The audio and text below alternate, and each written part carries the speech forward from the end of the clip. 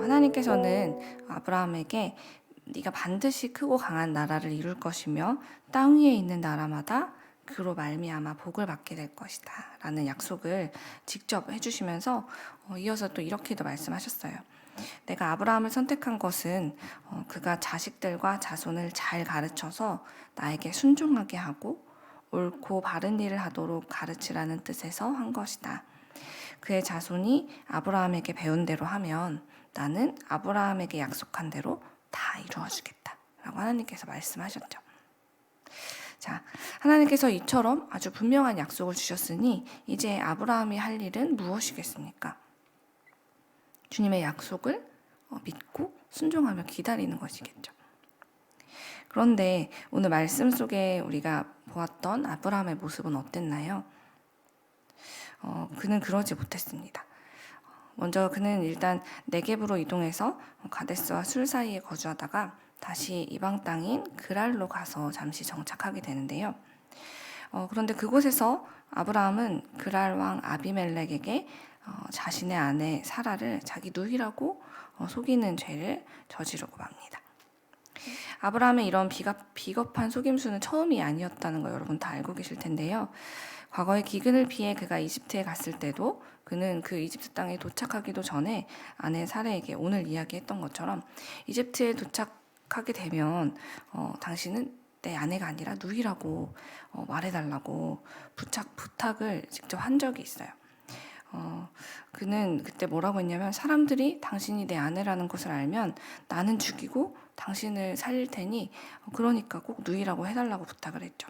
그렇게 해야 내가 당신 덕분에 대접을 잘 받고 또 당신 덕분에 목숨도 부지할 수 있을 거라고 이렇게 구체적으로 왜 그런지까지 이유를 말했어요. 그 모습을 보고 있노라면 그때도 참 남편으로서는 좋은 점수를 받기 어렵다라는 생각이 드는데 100번 양보해서 그래 그때는 아브라함이 하나님께 부르심을 받은 지 얼마 되지 않은 때여서 그랬을 거야 라고 한번 얼버무려 본다 할지라도 오늘 본문에서의 아브라함은 벌써 하나님께 부르심을 받은 지 30년 정도가 지난 상태였습니다. 하나님과 함께 지내며 그는 그동안 주님의 살뜰한 돌보심을 경험해왔고 또 앞서서는 너에게 내가 반드시 아들을 줄 것이다. 또 너를 통해 반드시 크고 강한 나라를 이룰 거며 땅 위의 모든 나라들이 너로 인해 복을 받을 거야 라는 그런 엄청난 복까지도 약속받은 사람이었죠. 그러면 이 하나님과 함께하는 이 과정들과 그분의 약속을 통해 좀 달라질 법도 하지 않습니까?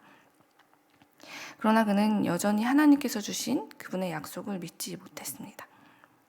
아브라함은 이 그랄이라는 이방 땅에 들어가면서 그동안 자신이 이 세상을 살면서 겪어온 경험과 지식에 기반해서 정말 빠르게 상황을 예견하고 판단하기 시작했어요.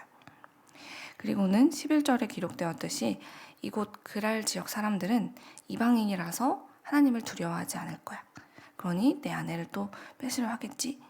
그리고 또 나를 해치겠지. 라는 섣부른 그의 선입견에서 온 이런 잘못된 판단이 내려지게 된 거죠. 이렇게 그의 잘못된 선입견에서 시작된 섣부른 판단은 결국 그의 아내 사라도 수치의 자리로 내몰았고 또 아무것도 모르던 아비멜렉과 그의 백성들 또한 생명을 잃을 수 있는 위기로 내몰게 되었습니다. 더욱 황당한 것은 이 일을 겪고 이제 하나님께 경고를 받게 된 아비멜렉이 아브라함에게 도대체 왜 이런 일을 저질렀냐라고 물으니까 그가 변명이라고 한다는 말이 오늘 말씀에 참 잘 나와 있는데요.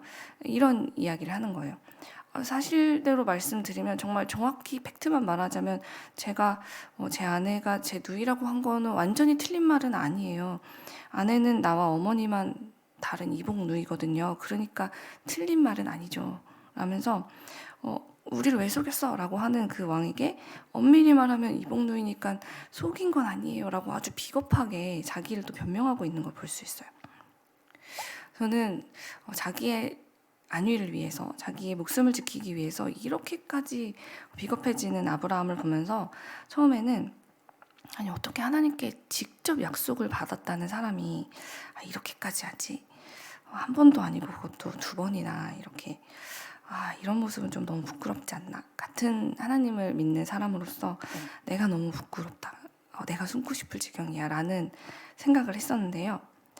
다시 말씀을 여러 번 읽고 묵상을 하다 보니까 제 마음 한켠에서 결국 나도 오늘 본문 속에 등장하는 아브라함과 다르지 않구나 라는 마음이 자꾸만 드는 것을 모른 채 할 수가 없었어요. 학자들 중에는 오늘 우리가 읽은 이 창세기 20장이 창세기 12장을 반복해서 기록한 것이다 라는 해석도 하고 있지만, 같은 사건이 실수든 고의든 몇 번 기록되었느냐, 성경에 몇 번 기록됐냐 보다 더 중요한 건 왜 이 내용이 이렇게 반복되어서 오늘 말씀 이 성경에 기록되어 있을까를 우리가 고민해 보아야 한다는 것이라는 생각이 들었습니다.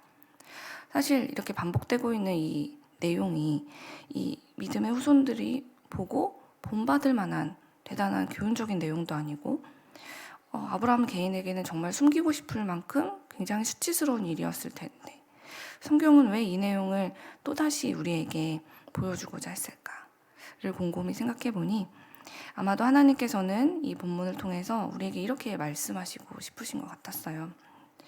믿음의 조상인 아브라함도 이렇게 같은 죄를 반복하며 살아가고 있는데 너희라고 같은 길을 걷지 않으리라는 보장이 있겠니? 라고 겸손히 말씀 앞에서 나 자신을 살펴보라는 하나님의 부르심과 같은 마음이 제 안에 들었습니다. 그래서 저는 오늘 말씀을 묵상하면서 아브라함을 답답해하면서 제가 마치 드라마를 시청하는 시청자의 입장에 선 것처럼 그를 향해 했던 말들을 다시 떠올려 보기 시작했어요. 아니, 어떻게 하나님께 직접 약속을 받기까지 했으면서 저러지? 라고 했던 저의 말을 떠올려 본 거죠. 그랬더니 저는 아브라함에 대해서는 아브라함은 하나님과 직접 만나고 소통하고 약속까지 받았으니까 그런 하나님의 자녀니까 저렇게 살아서는 안 돼 라고 너무나 간단하게 그리고 분명하게 정죄했었습니다. 그래서 저와는 전혀 관련이 없는 일인 것처럼 대체 왜 저러는 거야? 라고 쉽게 정죄할 수 있었던 거죠. 그런데 다시 한번 나는 근데 왜 이렇게 마음 편하게 아브라함이 그러면 안 되지? 라고 판단할 수 있을까? 하고 생각해 보니 제 스스로 저에 대해서 나는 아브라함과 같은 사람은 아니니까 나는 이렇게 살아도 되지 라는 그런 안일한 마음이 제 마음 한켠에 또 있다는 것도 발견하게 됐습니다. 여러분, 이게 얼마나 무서운 생각입니까? 아브라함도 그리고 저도 우리 하나님 앞에서는 모두 그분의 은혜와 사랑으로 구원을 받아서 하나님의 자녀라고 일컬음을 받게 된 사람입니다. 저도 여러분도 아브라함과 전혀 다를 바 없는 죄를 지금도 짓고 있고, 그래서 우리는 예수 그리스도의 보혈이 아니라면 절대로 하나님의 자녀라고 불릴 수 없는 그런 죄를 지은 사람이자 동시에 그래서 하나님께 그렇게 큰 은혜를 받은 사람들이잖아요. 그런데 저는 어느새 그렇게 아브라함과 똑같은 은혜를 입은 사람이면서도 아브라함은 그러면 안 되고 나는 그래도 돼 라고 정죄하고 저 스스로를 두둔하고 살아왔던 거예요. 그렇게 저는 매일 나도 똑같은 죄를 반복하고 살면서도 내 죄에 대해서는 한없이 무디게 또 나에 대해서는 한없이 관대한 삶을 살고 있었구나라는 것을 오늘 말씀을 보는 가운데 깨닫게 된 거죠. 마태복음 7장 3절을 보면 어찌하여 형제의 눈 속에 있는 티는 보고 내 눈 속에 있는 들보는 깨닫지 못하느냐라는 말씀이 있어요. 저는 오늘 말씀을 묵상하는 가운데 아브라함을 보면서 제가 가졌던 생각들, 제 마음의 태도들, 나에게는 늘 관대하고 다른 이들에게는 한없이 차갑게 냉정하게 잣대를 들이대었던 저의 모습을 보게 되었습니다. 그러므로 사랑하는 여러분, 오늘 말씀 속에는 그런 아브라함도 사랑해 주시고 그를 위해서 아비멜렉을 죄짓지 않도록 막아주신 하나님의 크신 사랑이 우리에게 이제 전해지고 있지만, 그런 하나님의 사랑만 우리가 볼 것이 아니라 아브라함의 모습을 보면서 과연 나도 지금까지 신앙생활을 하고 있음에도 불구하고 내가 여전히 반복해서 짓고 있는 죄는 무엇일까 하는 것들을 우리가 오늘 좀 냉정하게 살펴보았으면 좋겠습니다.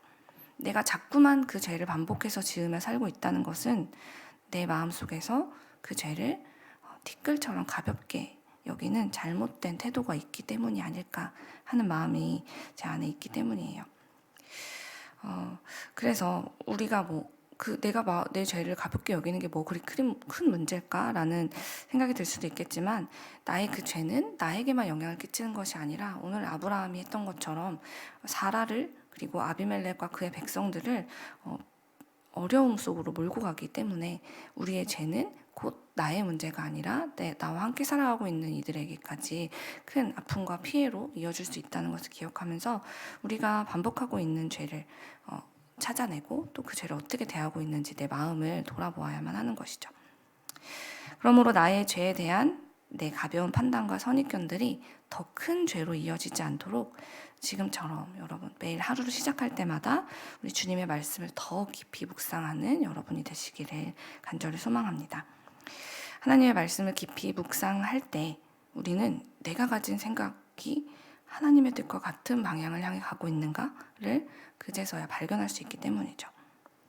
사람들의 말과 세상의 지식이 내 생각의 기준이 되지 않도록, 내 삶의 기준이 되지 않도록 우리 하나님의 말씀으로 늘 나를 돌아보고 바라보는 우리가 되었으면 좋겠습니다.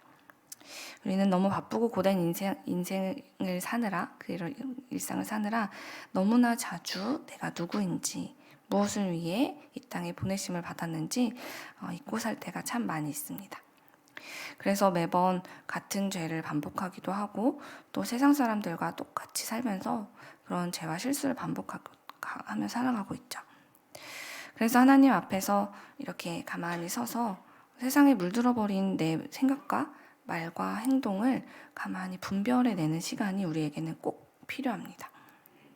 이 아침 이렇게 우리가 함께 하나님 말씀 앞에 서서 나를 돌아보고 기도하면서 주님의 뜻을 여쭈어보고 그렇게 세상 속에서 구별된 거룩한 하나님의 자녀로서 나를 정돈하는 시간이 꼭 필요하다는 거죠.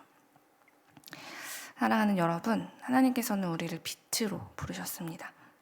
갈수록 어두워지는 이 세상을 밝게 비추라고 주께서 당신의 생명을 바쳐서 우리 모두를 구원하셨다는 것을 기억하면서 언제 어디에서든 거룩한 주의 자녀답게 살아가기 위해 말씀과 기도로 나의 죄를 찾아내고 또 반복되는 죄를 발견했다면 그것을 끊어내기 위해서 최선을 다하는 저와 여러분이 되기를 간절히 소망합니다.